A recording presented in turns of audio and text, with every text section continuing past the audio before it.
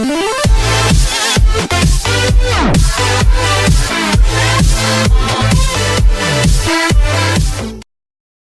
can't have the inmates running the prison. Anti-protest NFL owners are fighting a losing battle. The NFL's owners met earlier this month to discuss how they should handle the continuing protests of the league's players during the playing of the national anthem. The two-day meetings, which included a session attended by owners and a group of NFL players, ended without the league enacting a mandate that players stand for the anthem. Those meetings are the subject of a story published Friday morning by ESPN investigative reporters Seth Wickersham and Natta Jr. The main takeaways. The decision not to enact an anthem mandate was hashed out during the second day of the meetings at a New York hotel, one day after the owners and players sat down to talk with one another. Washington Redskins owner Daniel Snyder was the first to speak out in favor of making the players stand, alleging that the protests were hurting his team's bottom line. Then it was Jones's turn, and the ESPN scribes describe him as frustrated that not everyone was following his lead, as most of the NFL owners did during previous discussions about team relocation. Jones is said to have rallied his fellow owners to support the Rams' move back to Los Angeles and the Raiders' pending move to Las Vegas, cementing his status as the league's so-called de facto commissioner, in the words of seasoned Texas sports journalist Clarence Hill Jr. But few were on Jones's side this time. Snyder was one, saying, "See, Jones gets it, 96% of Americans are for guys standing during the Cowboys owner's speech."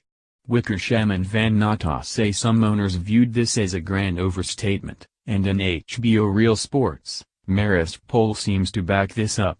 The poll, conducted around the same time as the meetings, found that Americans are almost evenly split between those who support their players and those who don't.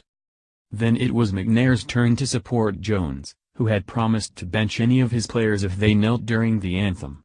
The Texans owner, who donated millions to the presidential campaign of NFL antagonist Donald Trump, echoed many of the same points about how the player protests were having a negative impact on the league's bottom line. "We can't have the inmates running the prison," McNair said, a comment that stunned some in the room, according to ESPN's reporters. In the end, the hardline owners had only 9 votes in favor of mandating that the players stand during the national anthem, according to an unofficial count. The opposition was fueled mainly by an antagonism to Jones's non-stop grandstanding and power grabs.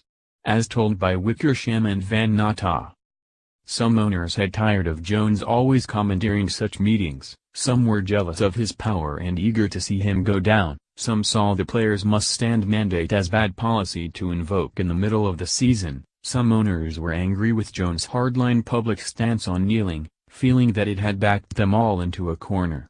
The majority of owners understand this is important to the players and want to be supportive, even if they don't exactly know how to be supportive, one owner says. McNair, to his credit, later apologized to Troy Vincent, the NFL's executive vice president of operations. Vincent, who is black, said during the meeting that he had been offended by McNair's remark, considering that he had been called the N-word but never an inmate during his lengthy NFL playing career. And on Friday, after the story's publication, McNair apologized again. Statement from Texans founder, chairman and chief executive officer Robert C. McNair, pic.twitter.com web link.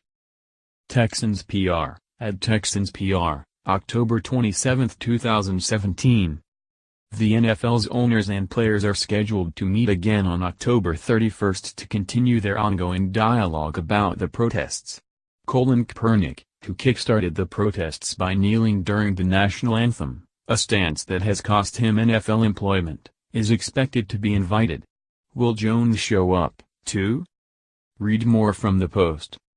The Jaguars, yes, those Jaguars, are a legitimate force in the AFC. The Patriots' Tom Brady, still evolving at 40, is going deep like never before. Cowboys say release of Damondre Moore was unrelated to his anthem protests.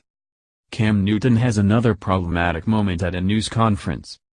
Colin Kaepernick reportedly gets $1 million